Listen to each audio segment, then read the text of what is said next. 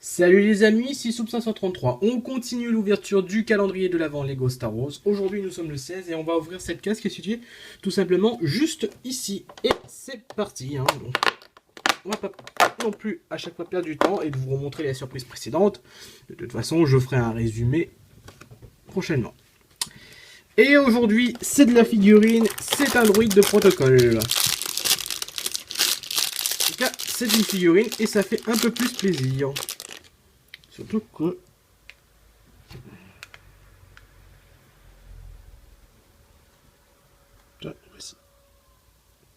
Voilà, surtout que comme ça, on va bien vous montrer. La couleur est vraiment belle. Tiens d'ailleurs, non. Il faut juste m'assurer un truc pour au niveau de la figurine, l'origine de la fabrication. Et donc voilà, aujourd'hui vous avez ce droïde de protocole. Alors ce droïde de protocole, où c'est qu'on l'a vu dans Star Wars? Eh bien, tout simplement, vous voyez l'épisode 4, la scène du début où vous voyez C3PO. En arrière-plan, il y a un droïde de protocole, donc c'est lui que vous avez aujourd'hui en figurine. Alors ça rajoute un petit plus pour la collection, donc c'est pas non plus le personnage le plus ouf de l'histoire de Star Wars. Mais au moins ça rajoute des personnages secondaires en arrière-plan, que au moins tu vas avoir la décence d'esprit de l'avoir dans un calendrier qui te coûte pas cher que dans un set qui va te coûter 100 € pour finalement rajouter un personnage comme ça. Donc pour l'instant la figurine est vraiment fort sympathique. Bon après c'est le même moule qu'on utilise pour ces 3PO, donc pas grand chose à dire de plus là-dessus. Mais ça reste quand même une belle figurine, la couleur est vraiment superbe. Je vous la remonte encore une fois parce que comme c'est une figurine on peut prendre le temps de bien montrer. Si le zoom veut bien marcher, zoom, on va faire comme ça. Voilà.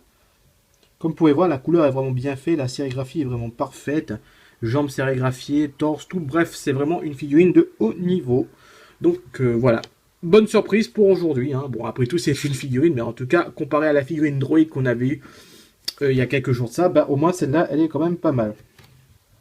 Donc voilà, c'est tout, c'était la surprise du jour. Aussi, je vais répondre à une question, c'est est-ce que je fais du Lego Halo? En fait, je pense que tu veux dire du Megablox Halo.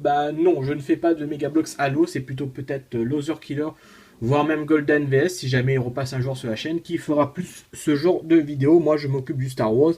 Éventuellement, je peux faire un peu de Ninjago, puisque j'aime beaucoup Ninjago aussi, donc il n'y a pas de raison. Mais généralement, Ninjago, comme Loser Killer, il achète...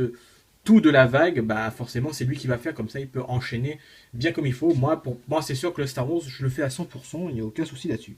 Mais pour le Halo, non, ce sera soit Loser Killer, peut-être éventuellement Shadow ou Golden VS. En clair, moi je m'occupe pas du tout de ça.